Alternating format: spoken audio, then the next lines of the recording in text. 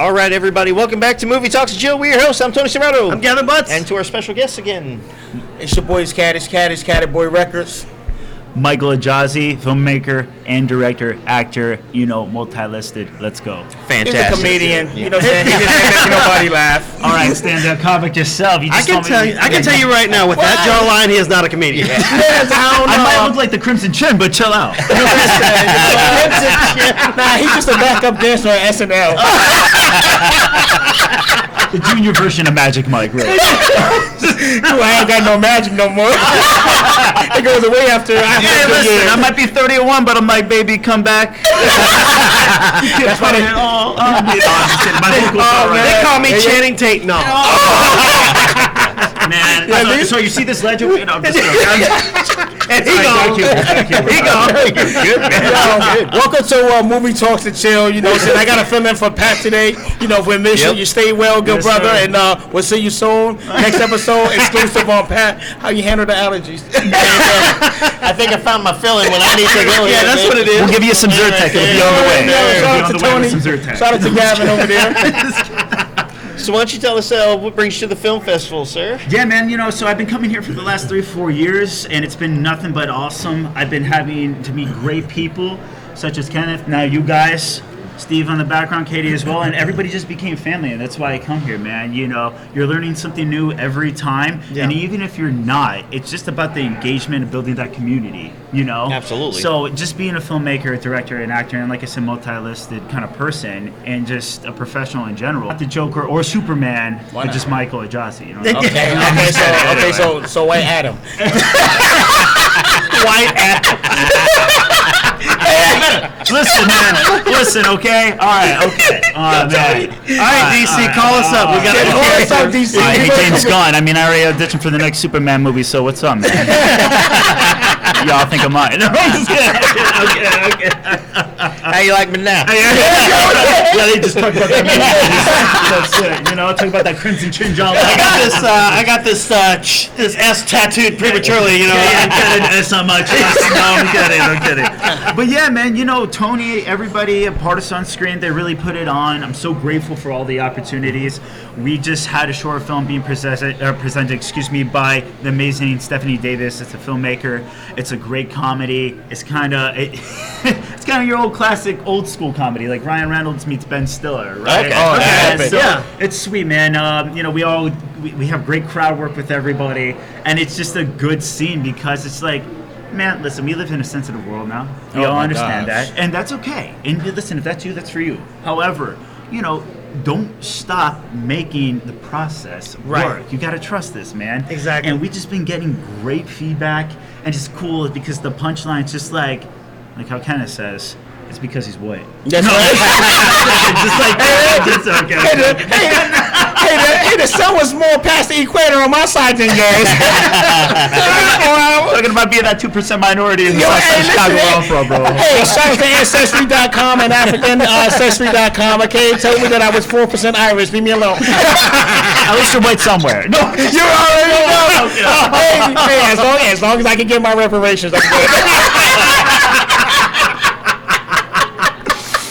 And this is why I love it, man. We got the squad in the building too, So it's such a good time, I'm like, dude, I'm POS right now. No. But I'm working on. It'll be a new short film. I already have the feature, but it's called Poker Face. Like I said, this is where you're getting that good comedy content. Okay. Where it's like an action film, but you're getting the comedy at the same time, right? So basically, how can I put it as a log line?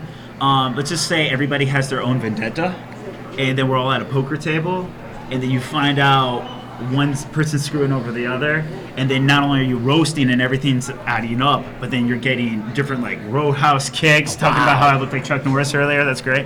No, but then honestly, overall, it's sick because the feature, I've already got distribution. Everything's fun. It's cool. I might cut it down, because some certain film festivals are limited on time, and that's the thing, right? For shorts, Right. Mm-hmm. I made another short that was here last year. It's called Do You Really Get Me? YouTube.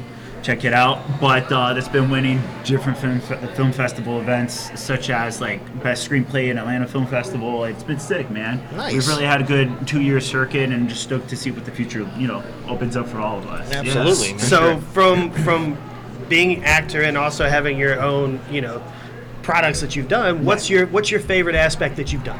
Oh man. Okay. So I would say I like to play different fictitious characters in the most villainized roles.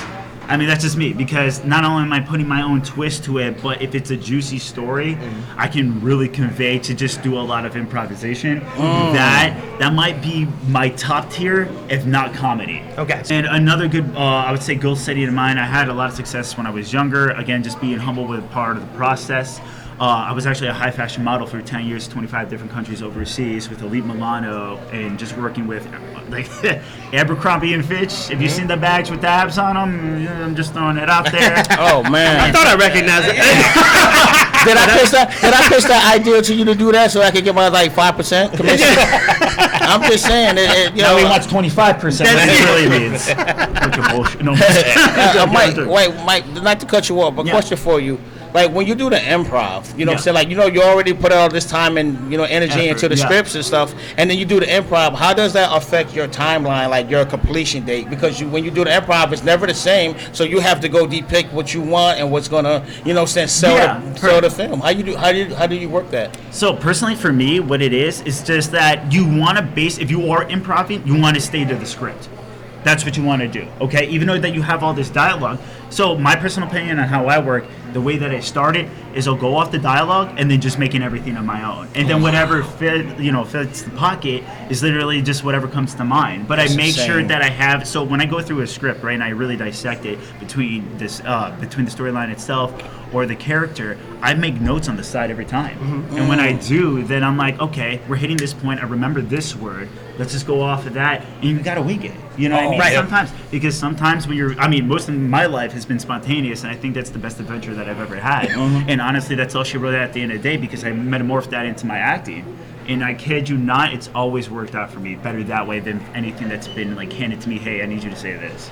Nice. You know, it's been such a weird experience. What kind of like when you're casting for like film roles and stuff like that? Okay. And are you looking for people who have like that it factor that can improv for you, or or they're more flexible? Like, is there like like what kind of image and body posture and stuff like that are you looking at? For when you're doing casting? Because I did a couple casting issues and. I was like, wow, upstate New York, so I was like, okay, well, this is different. You don't get calls, but they give you the opportunity and you learn a lot, going through the process. But how do you, as a director, actor, you intensive resume, find the right subject? Heard it. So, no, that's a great question. I love that, honestly. Are you sure you don't want to hire this guy? I know, man. I know, man. I love Tony. I love Pat. Gavin. Listen, He's actually giving me a break today. Listen, these guys are amazing, but Brody, listen. We've been at this for like 16 hours already. So. Hey, listen. You know what they say? Celsius. No, I'm just kidding. Hey, sometimes we got to give, money talks and let Tone chill. Tony's the goat, man. Kevin and Tony are the goat. But all good vibes, man. I'm loving it. So the way that I have been in the process with actually making films, what I love, it's to me at the end of the day, it comes to a gut feeling. Okay. You have no control over that, right? So I can have 25 people do the same exact thing, but if you're doing something different, that's how I know that you're actually in the handful of people that are, in my opinion, going to be our role. Right. That's it. I mean, just being honest off of my own part of being a part of the process with TV and film, with network television shows or just like anything even at AMC here at the movies. The thing is for me, like, I intend to overthink sometimes because the deal is, let's say, like, for example, realize being my own director and filmmaker, how does casting do it? So the breakdown is literally when you have thousands of people that are literally just, hey, here's your headshot, there's your resume, there's the demo reel, you have all your materials. You might be great, but we're cutting that in half. We're literally making that like probably even a quarter of what all of these thousands of people have done. So for an estimate, 100, you cut it in half to 50. Then I'm picking, like, they might not even accept the audition. itself. I mean, truthfully, Susie, Kathy's in town, or I had a doctor's appointment, which is the natural excuse for us all, like maybe grade school to skip, right? Yeah. But that's what I'm like sincerely talking about is just like, okay, well, that's an opportunity that you just wasted. Mm-hmm. I make sure I accept everything that I do. For the most part, I got to make sure that it fits my genre. Yeah. My bad, I'm going back and forth between an actor and a filmmaker. So just to get to the point, though, is honestly, if you're doing something different, and you're improving, I love that because you're just ultimately making that your own. Yeah, that's crazy. Yeah. So Go ahead. I'm sorry. No. I just had another question, but I want you to finish. No. So now, if you're telling me as an actor, I've been through, the trials and tribulations of that. Mm-hmm. I had to start ground zero. Other people kind of have it handed to them. Mm-hmm. I'm working twice as harder in the, in the lab versus than a lot of people. That explains the gallon of water. Saying your nervousness right now. I have about like 3. Am I sweating? Makeup? It's a good way. Makeup. No. When you bring your purse, please. He needs to be powdered. So with being Italian Greek and Albanian, I might have olive oil sweating down here. I use it for the Caesar salad later. I'm just saying Greek salad. No. But I was hungry. You can snack later. Get off the clock, bud. No, I'm just joking. But truly, as an actor, because you want to know what the CDs, what the directors are wanting, and you want to see that because the thing is, man, you can be your own worst critic. Right, your own worst enemy at the end of the day. You could be overthinking so much when you really thought like, man, I nailed this audition. It's great and all. Bro, honestly, you probably have 100 people doing the same thing as you. Right. And you don't even know it. It's over your head. But as soon as you get comfortable with the script, you really know the education, the details, and the amount of, I would say information of who these people are. That's when your mind starts ticking like, okay, if I know Gavin, right, we're the same kind of type here, he's better looking. But the deal is of what I'm trying to say. Where's my money? I mean, screw your 25%. That's a racial thing.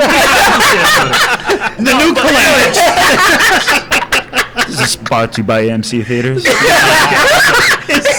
All right, we need a commercial break. Hooters. We're gonna go live to the phone lines. No phone lines. Okay. AMC, y'all did it. We need a sponsor for our next short film. No, right? No. But okay. Honestly, just to get down to the breaking point, like there's a process. All right, and after you get your sides, you get that 2 to 5 pages. After you break it down as an actor, you want to ultimately do something different, and at that point, it's out of your control, and you got to move on to the next one because you can't overthink this process. I was gonna say otherwise, you could think yourself out of something good. 100%. Yeah. And then you're just taking away from your own experience. Mm-hmm. Not to mention, it's very similar to like people who are writing a script and then they overwrite and then they redo and the draft's not ready, and they keep going back and going back and going back and going back, and then they don't even have what they originally wanted. 100%. 100%. And that's why with any audition I do now, okay, I'm not spending more than 5 takes on this. Mm-hmm. I did everything that I could in the amount of different, ways I can even think about at the time. We're going to leave it off. And then that's what happened with this one, and that's why I got booked. Nice. So, yeah. So you were going to say? Who's your worst critic? You as a director or you as an actor? That's a good one. And just to throw some salt on that, you know what I'm saying? It wasn't salty enough. That one was above the belt. Let's go below the belt. Well, we gotta always pour salt on the water. We gotta pour salt on the watermelon so you can drink more. You know what I'm saying? And it's not seedless. It's organic. Now you were just talking about Kool-Aid. Hey, but listen, you got a Ajazi gym too. So we always got a Ajazi fitness, but we gotta also say, how do you balance all that? You're your worst critic. You the worst critic as an actor. You have to run a business. You gotta, pretty much support all the casting. And then how do you deal with people who can't read scripts or? Oh yeah. But they just can't read scripts. Is that an improv thing? I'm sorry, I overloaded you. But if I don't ask this question, AI will, and smacked it down. And we'll return in 3 hours. It's like, okay, yeah, you just say, okay, 100 questions all at one time, got it. Okay, so what I like to do is honestly just take it a day at a time. You know what I mean? I like to focus on one thing, then the next. But since I'm a multitasker, personally for me, I find a formula for me that works, right? And I try to find something relatable that's to everything in that little world. And once I'm doing that, I can be able to execute the very similarities to knock at least a good portion of that out. So if you're really asking me, let's just go, since the topic is of the film industry, right? As a director or an actor, which one I would say is the hardest, pretty much, the long story short, I would say director, because honestly, you have so much to tackle in such a short period of time. I remember even with my short film that I just did 2 years ago, I mean, I was a one-man army doing it all.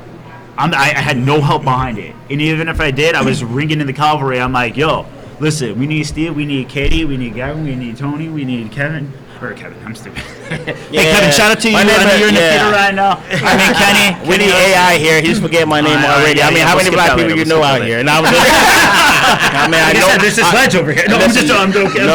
No chicken, no mac and cheese and chicken for you, okay? You get baked chicken for now on. All right, that's the stuff. Don't invite me to the next cookout there. No, but I really think that is the biggest part about it. Honestly, it's like when you are a one-person army and you really don't have anybody behind you. What I did, honestly, I wrote it all out. This is what I'm doing the first day, second day, third day, fourth day, so on, so forth. We shot that thing in 2 days. Wow. Okay, 2 days, and not even in probably a 4-hour time frame, because I needed to understand within myself. You're going to get things that are going to go wrong. Yeah. Your first time is not going to be the best time. Right. Okay? You're picking up where you left off, but I wanted to make sure we were limited on anything that could go wrong. Okay? And honestly, I would say out of resilience and perseverance, positivity, and a lot of patience, I had an 8 out of 10 experience on that one.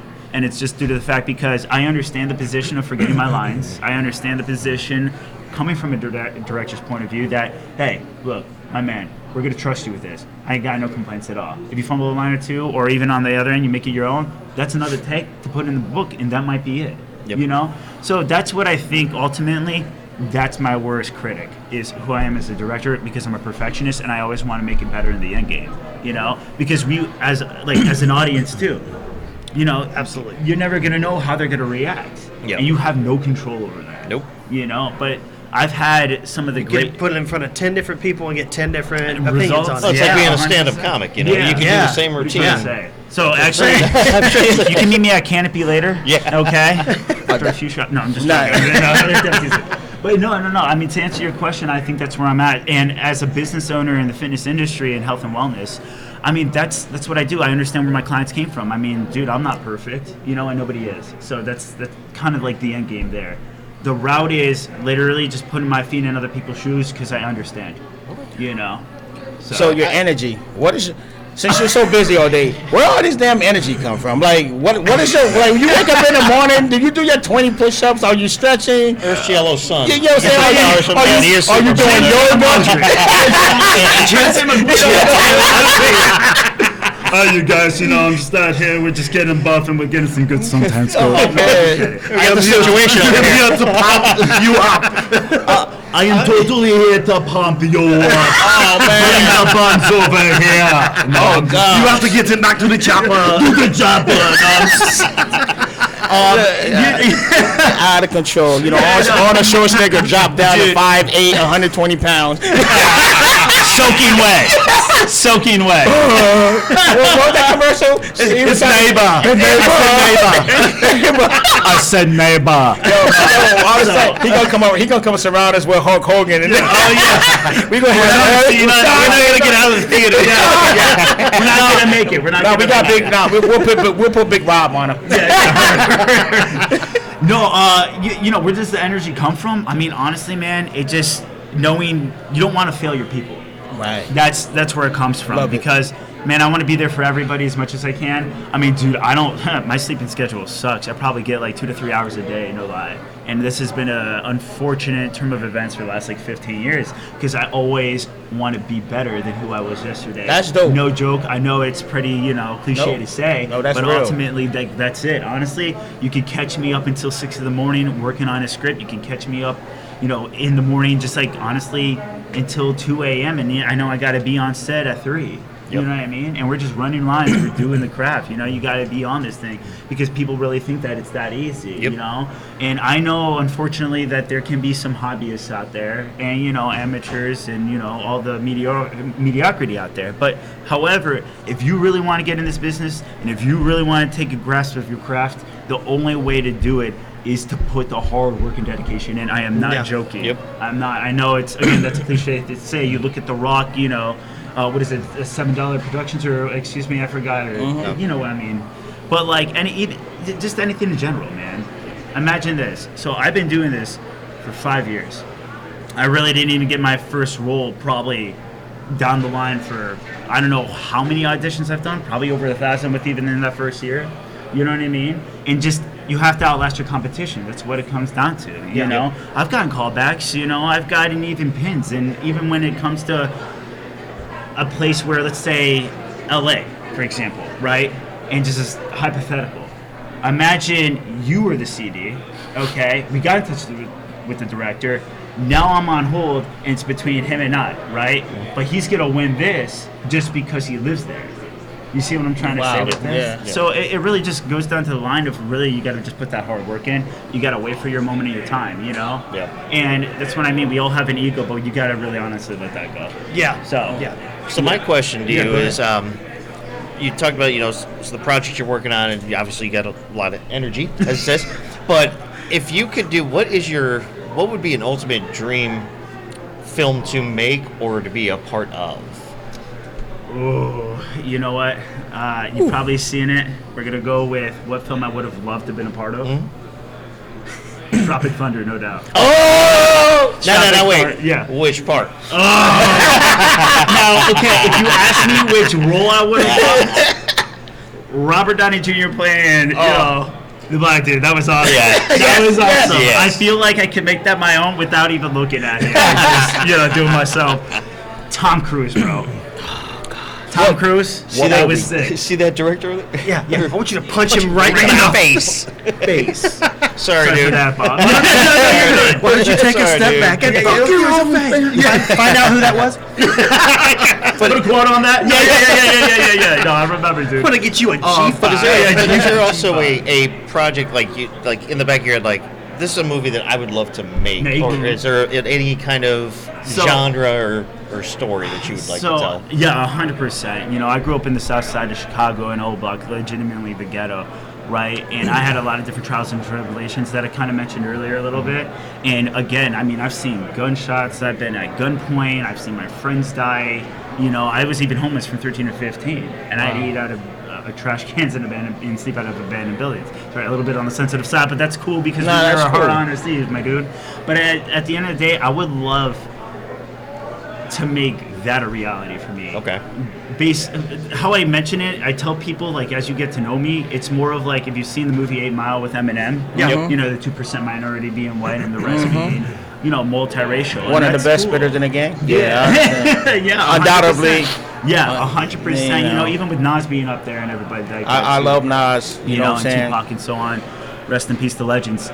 But like the deal is like, yeah, growing up through those hardships, understanding where you've come from, and just seeing the light at the end of the tunnel, which is totally insane, because everything that came after that, I ascended to. If you asked me like 15 years ago, would I ever be a high fashion model overseas, 10 years, 25 different countries, working for bigger, higher brands? Hell no.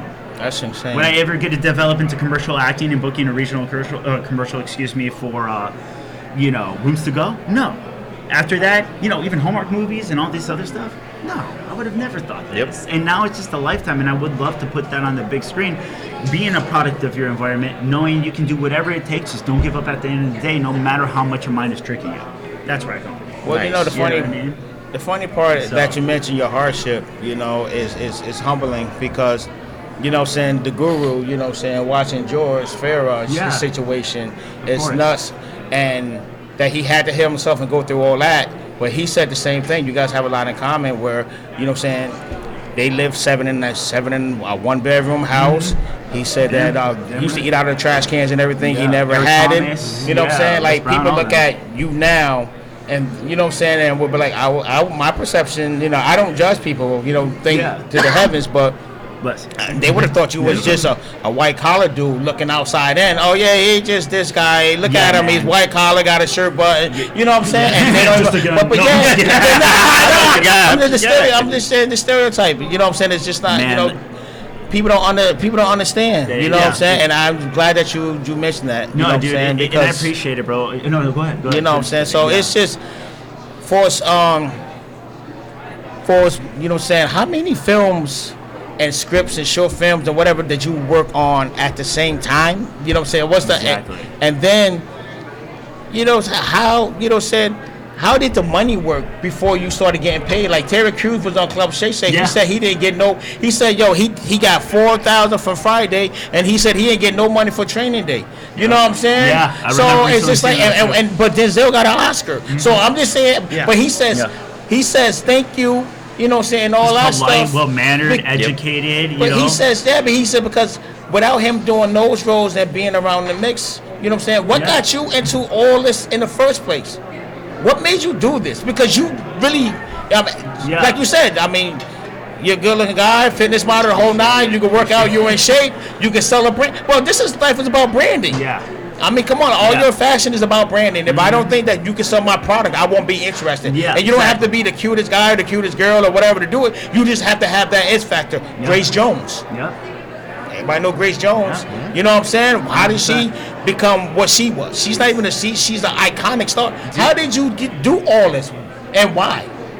Man, it's such a good question, and it's been a long time since that. You know, I think what it is when you look yourself in the mirror each day and you're understanding that nothing was handed to you, like we mentioned, and really you're just depicting again on how you can be better than who you were yesterday. I mean, the way that this motivation came from is that I know if I give up on me, I give up not only on myself, but everybody that believes in me. So that's kind of like my why. Yeah. You know, my support system. You know, Eric Thomas talks about all that. You want your why, whether it's your family, yourself. What are you really doing this for, man? And let me just tell you, like, I've escaped death too many times to back up now. So why am I going to quit?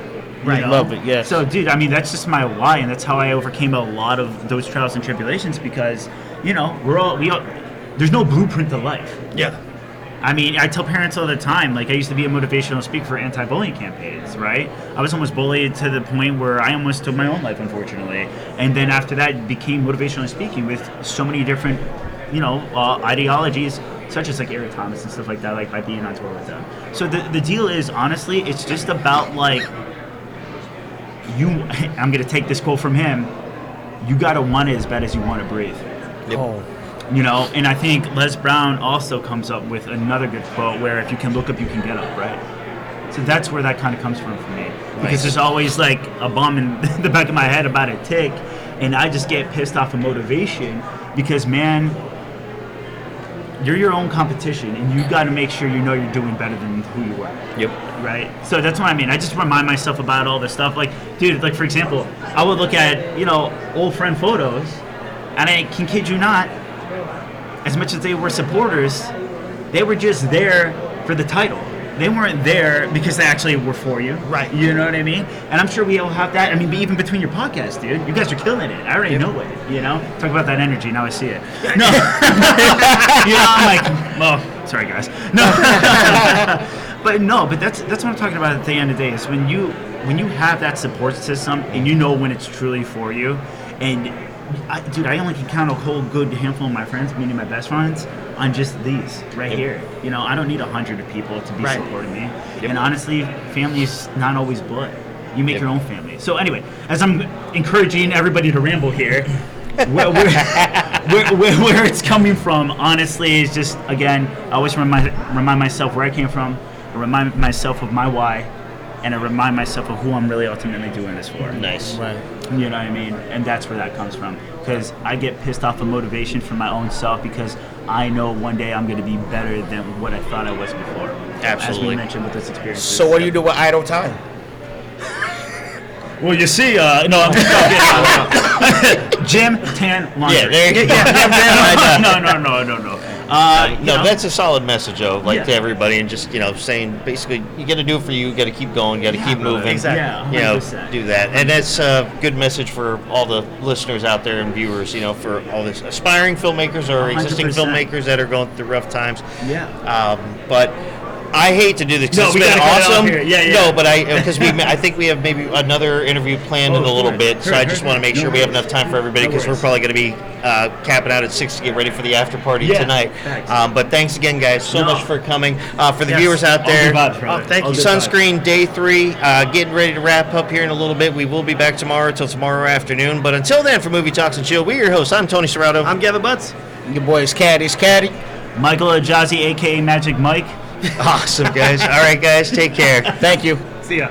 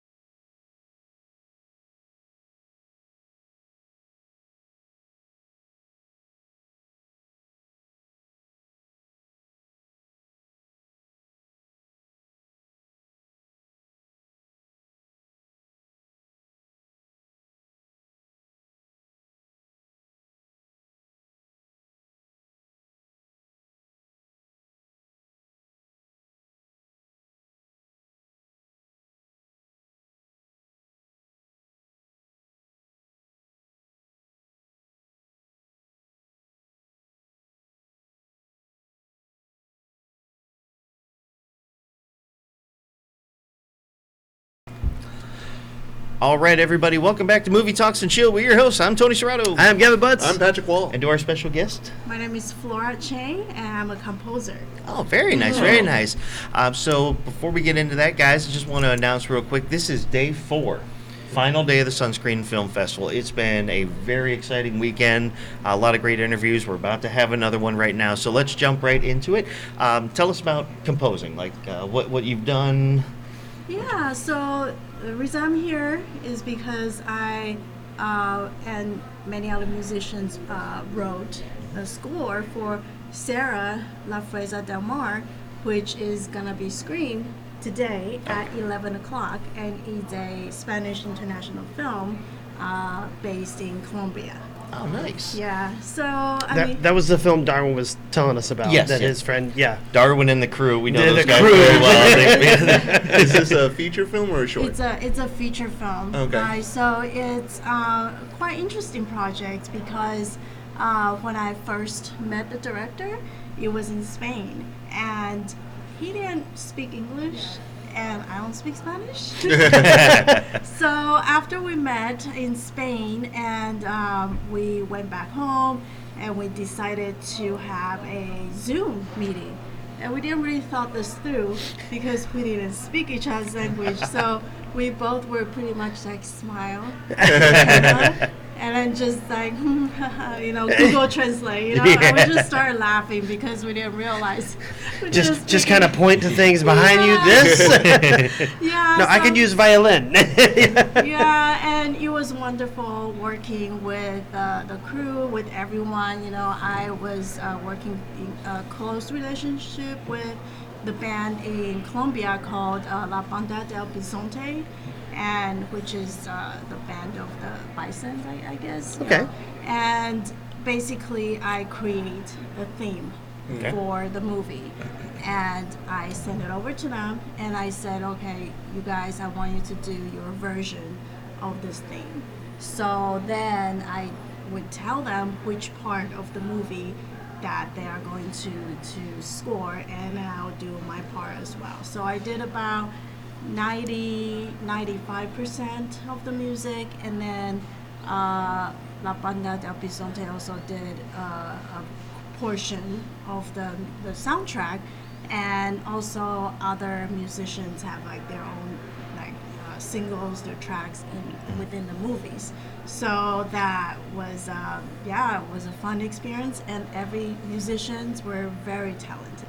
Very nice. So while you were setting that up, were you doing that with the movie playing in the foreground, like for you to watch it and maybe like get cues of thinking like where to put inflections or anything? Oh yeah, of course. So the director, he was very clear. So the director Martin and Andres Ricardo, they both are very clear on what type of music they want and where they want the track.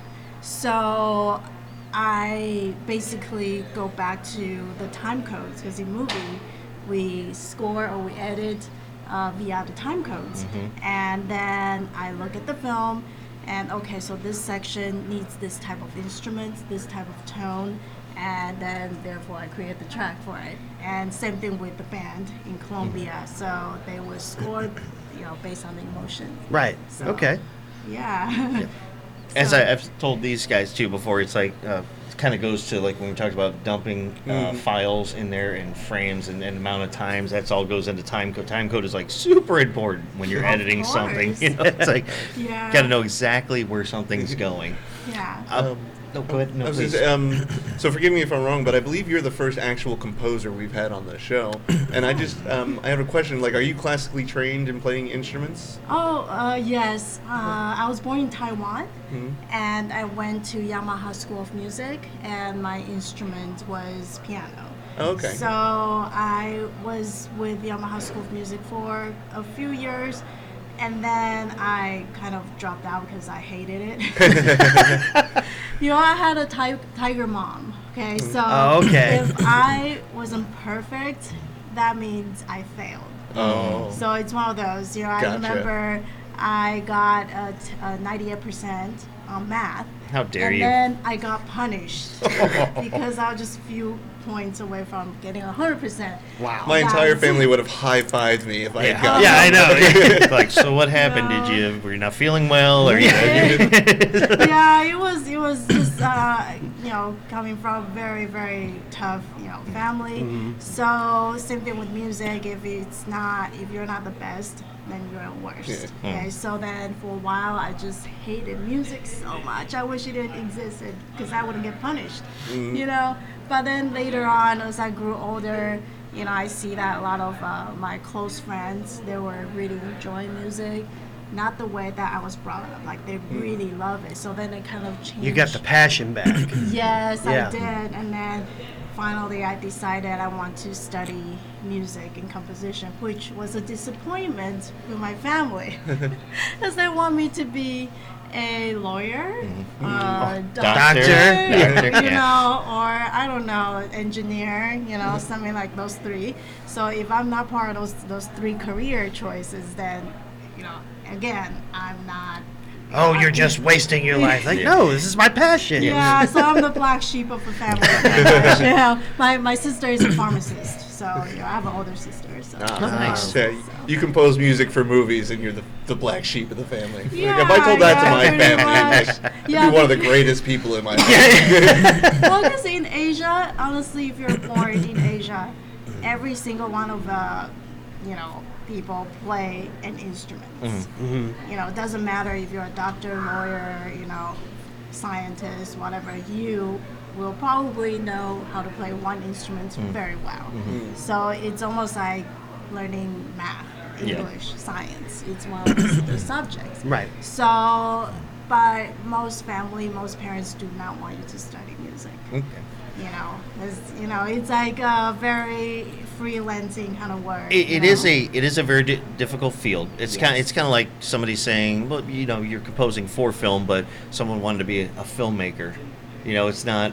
They either want to make sure their kids are going to film school, and a good, because it's a very tough business. Yes. Yeah, and I'm not even just talking about the studio Hollywood end of it, even the indie market. It's very tough. I mean, it's a little more forgiving. You've got a lot more people that are able to help and willing to Right. jump on projects, but it's not easy to get noticed. It's very It is difficult. not. So yeah, actually, in the beginning for me it was very hard because I look very young, and then I'm also a female composer, which a lot of times, this is more male-dominated industry. So especially for composing. Yeah. So I had to try really, really hard to get noticed, and eventually, you know what? People always respect how well you can do your work. In the end. Yeah. So, of course, in the beginning, I had to fight very hard, but eventually, I got my foot in the door, and I'm still working hard, grinding it. So, like for example, this film, Sarah La Fuerza del Mar, it was through recommendations. And. And then the director listens to my music and really wants to work with me. Nice. So I was like, yeah, even though we don't speak each other's language, let's do it. We'll make this work. Yeah. Hey, music transcends language. Oh, of course, yeah. And then the great thing about this movie was it's, a drama film, which really. So you had to get a lot of dark, emotional tones. Yes, Yeah. it enhances my, the movie itself also enhances my ability to write music. Yeah. Because it's something that I really am able to expand.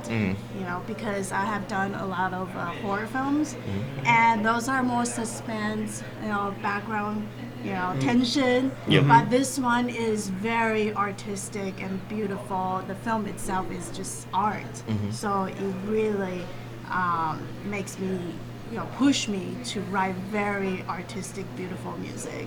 Absolutely. So, And I would say, too, it's like, well, first of all, going back to what you said a little bit ago, being a male-dominated thing, but you are being successful in it. So you should be even prouder of that. Like, you're already coming into a tough field to begin with, in a male-dominated field, and you're killing it with it. So all that hard work has really paid off. So congratulations on that. That's awesome. So you should feel very, very proud of that. Yeah. I would also say too, going back to, like you said, you did like horror stuff, horror, and most movies, like, you can have a great script. You can have phenomenal actors. You can have a great director. You can have a great cinematographer, great scenery, great composition of the film. The sound and that's really what drives the tone of the film, though. The music. You watch old horror movies like, let's say, like Halloween or something. I or, can still hear say that, and that theme song just starts even playing in my something head. as simple as the two notes in Jaws, or Jaws, something. yeah, But it's created like- the biggest villain ever with 2 notes. it builds the tension and it actually makes you feel the movie, if that makes any sense. Like, you can see a movie and you can understand it, but to feel a movie is completely different, and that's kind of what your field is, and I think that's what I've really enjoyed. Right, yeah, so it really brings out the story. Yes. You don't realize the music is, not there when it's actually not there. And then it's like, oh wait, why is there no music? So I think the best film is, you notice, okay, maybe there's music there, but it makes the audience focus on the film. The music is supposed to bring up, highlight the emotions and highlight the stories of the film. But if you notice the music too much, that means either it's standing out in a really bad way, or it's like the scene is silent. Or the there's no scene dialogue. is like flat. Yeah. Yeah, and there's no dialogue. It's just music. Yeah. That's it. So So- you got to be very careful with that. It's a fine balance. Yeah. I'm just thinking about licensed music, and you saying if you're noticing the music too much, it kind of distracts from the movie itself. So the music you're creating is unique and original to the movie, and a lot of people, I'm assuming, don't want to use licensed music because, I'm hearing one of my favorite songs of all time. Right. What scene just happened? I have no idea. But I just heard Ozzy's Crazy Train, and that's the only thing I can remember. Right. Yeah, so it's just to keep it authentic, right? There's a reason why films hire a composer, because they want this theme to be just for the movie, just for the film. And also, as far as licensing, if you get the track from, I don't know, the library, online, whatever. Let's say if the film does get distributed or get, released somewhere, you might encounter other problems where Like Ozzy Osbourne wants his cut of Yeah. that $50 billion. or they will sue you if Yeah. you use it without giving them the royalties and Yeah, or getting with- their permission. Yeah, you got to get that first. Yeah. Yeah. You can't do that later. Yeah, and It's one of also- the only times you can't ask for forgiveness. You need Yeah. permission first. You need permission. yeah, so it's not as easy as people think. If you use those tracks, So I have a question. So, like you said, when you're watching, so being the composer of the music, so you see this film, it's got no music to it. All right, you're looking at the scene, you're watching it. When you're watching it, do you automatically in your head kind of get a feel of like a tone in your head, or do you have to sometimes just start toying around with something? Just like, here, let me try this. Maybe this is what I want. Like, you get down on the piano, maybe it's this little riff, or maybe it's these couple keys, and then feel like it flows, or do you sometimes watch something and automatically have like, oh, this is kind of what I want? both. Both? Okay. Yes. So a lot of times, when I watch a scene, when I look at the scene, I already know what it will sound like. It should sound like. So I do just, I first always start with piano because you can actually get a lot of layers just by putting piano into the program. And then from there, I can change to different instruments and then different rhythms if I have drums or beats, so it depends on the scene. And sometimes the director would send me like a, temp track for me to just listen to. It's like, this is the type of track I want. Then I will go along with whatever the director wants. I got you. So, And yeah. sometimes put your own little spin on it. There. Yeah, well, you have to, because Yeah. otherwise it's copyright. Yeah, basically. Yeah, that's true. So the only problem is sometimes the director is married to the track. Like, for Yeah. example, Star Wars. If I put that track as a temp track, it's very hard to get around with it, because it's like you want me to write another Star Wars, like, to be almost the same I want thing. John Williams right now. Well, actually, I have some temp tracks. Some directors send me, or like John Williams, but sometimes the directors would say, "Okay, I don't want that thing, but I want the instrumentation of this." So I can Okay. work with that. Yeah. But then if the director says, "I want A like, legally the theme distinct John of Williams. Star-" Yeah, like Star Wars theme. It's like, well, I can't do Star Wars theme. Like, I can't do that, or Imperial March, whatever. I can't do that, So sometimes it's a little difficult. Sorry, my favorite is Duel of the Fates. I just like Jurassic Park openings. Jurassic Park. I That's a love good one it. too. Yes. Yeah, so sometimes it's hard, for the director to married the track, get divorced from the track, or something, so then I have to explain to the director, like, I can get close to it, but I cannot replicate the same, melody. That's too obvious. You should probably tell them we have to annul this track so you don't have to give them 50% in the divorce later. Right. Yeah, divorce fee. There's a divorce fee. So, do you have any composers that you've been inspired by? Is there anybody that stands out that you said, like, that's the person that kind of really made you want to do this, or is there? It would, my first inspiration, I would say, John Williams. Okay. Because all the movies, all the classic movies, they are all composed by John Williams, and I'm your biggest fan. You heard it, John. Yes, yeah. We're expecting your call in about 10 minutes. I've got a meeting with him tomorrow. I'll bring it up. Yeah, well, so he's, all the classic film like Jurassic Park, I love it, that one, and E.T., Yes. and also Artificial Intelligence, Yep. AI, Yep. that one. That is was in like beautiful. 96 or something like that. Yeah, all those like classic films, Yep. So I love the score of all the movies that John Williams did, So another thing I do, if you don't mind, I want to No, talk no, about go ahead, is, by all means. so as a composer, we are always writing music for the film. If you're a film composer or musical media composer, you're always writing for something. So one way I want to kind of push myself is to write music for me, like what I want to write. So the last thing that I did was I wrote an orchestral work, and I had it scored, orchestrated. So I orchestrate the whole music. Okay. So that means to write out all the parts, Oh, wow. notes. And then I sent the music to a orchestra called the Fames Orchestra in Macedonia. So I had it recorded and also filmed. Yeah, so excellent. it's my original work called Moth. And wow. it's already on YouTube. It's released. So that one, it took a little over 2 years to compose and arrange, and then also raise funds. Yeah, You right. know?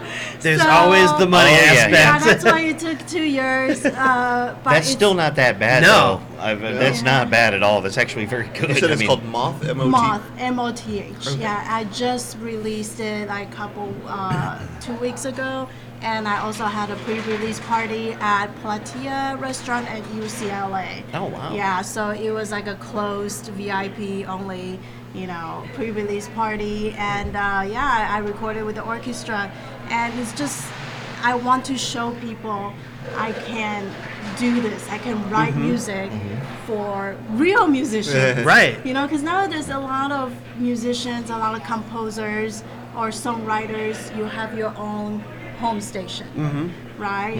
Everything is, you can do it, recording at home and everything.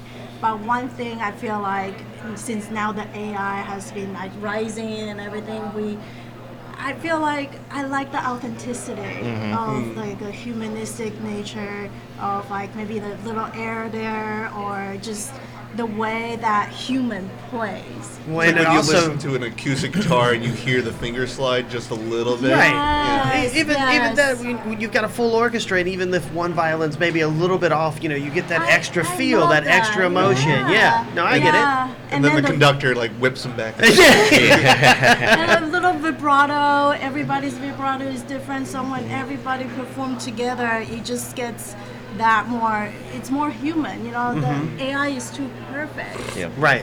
So I love the rustic sound. Yeah. So that music, I hired a whole orchestra to do it. So yes, it's expensive, but it's investments. Yeah. So I don't want people to just know, okay, this is only what she does. Yeah. I also want to show the filmmakers, look, there's a potential that you can have the whole orchestra to perform, to do Absolutely. your movie. Because a lot of times filmmakers, they think, okay, that's too far-fetched, only, big budget. Sure, you need to have a budget, but if you want real musicians perform to get that sound, I'm able to bring that to the table. Absolutely. And it shows your range is not just a composer, as a conductor as well, Right. and the writing. So that's that encompasses all your whole range. It's a very good investment. Yep. And I liked it too. To your point about like the little imperfections. That's basically Yes. kind of like your fingerprint. Like Yes. that. Like and imperfections are not a bad thing, but it's like that is yours. Then that is yours. So it really marks it as your work, your style. Right. So it's basically your musical fingerprint. So that's really Isn't really there cool. a famous, like super famous, like Picasso painting where he actually put his thumb into the painting so everyone knew that was his? And like it's an Yeah. imperfection, but I'm keeping it there. Or blood. Yeah. Yeah. Yeah, why not? Hey.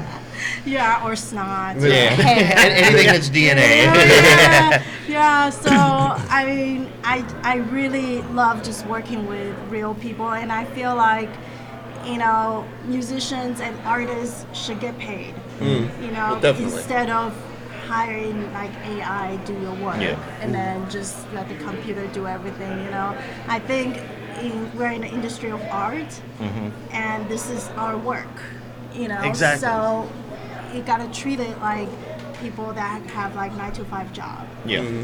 Even though we probably work 24 hours, weird time, Yep. So I just respect people's work, and then I want to make sure, the musicians are taken care of, because I'm a musician myself. I want to get paid. And then in return, I want to pay you guys, and so we can create magic together, Absolutely. And shout out to CD and Connor. They both are my mixing and master engineers. Fantastic. And they helped me a lot with Moth, because when it was recorded, it's like hundreds of tracks that's sent to me, because look at the microphones that we have, right? Now imagine the full room of musicians. They all have microphones and different angles. And there's like room microphones too. So there are hundreds of microphones, and I didn't know what I was looking at. So I needed somebody to just bring it all together. Yeah. So I am not alone like doing this, and this is for everybody too. You work better to work with other people as well. Absolutely. If you're just soloing, it's in the beginning you might feel like, okay, I'm just gonna do it by myself, but it's better. You're stronger, working with Absolutely. other people. And I mean, we have a team. Place like this is, a big testament to that. That you could submit your solo film, but you could get a lot more insight by talking with other people that have done those films and collaborating with them. So. Absolutely. So I think that's fantastic, though, and I've told them many times that, like, I love the music portion of it too. I mean, I love all about film, but again, it goes to that feeling, and when you have that feeling, that's what brings the movie together. So, and so congratulations to having the film in here. Thank you so much. And thank you so much for joining us. And Thank you for your time today. Yep. And we're lucky to come see you. This is our last day here today. Obviously, the last day of the film festival, but we always love meeting new people. So if you're here next year, we have been here. We are the podcast for the Sunscreen Film Festival. We have been for the past 3 years now. We will continue to be. So next year, if you come back around, you got to make sure you come and see us. Yes. Are you based here in Tampa or LA? LA, Los Okay. Angeles. Yeah, so I flew here. And About half the people here flew in from LA. Yeah. And also, we do have, we've made many contacts with people out in LA, so if you have any updates in your career, any new projects, we'll get some contact information, we'll exchange, and then we've done Zoom meetings with people for our show, so you can give us an update on what you're working on next. Yeah, sure. That'll work? Yeah. Awesome. Well, thank you again so much for joining us, guys.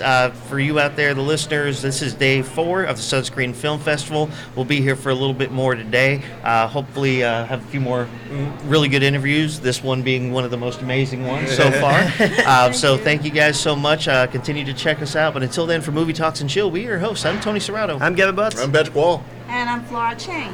All right, guys, take care.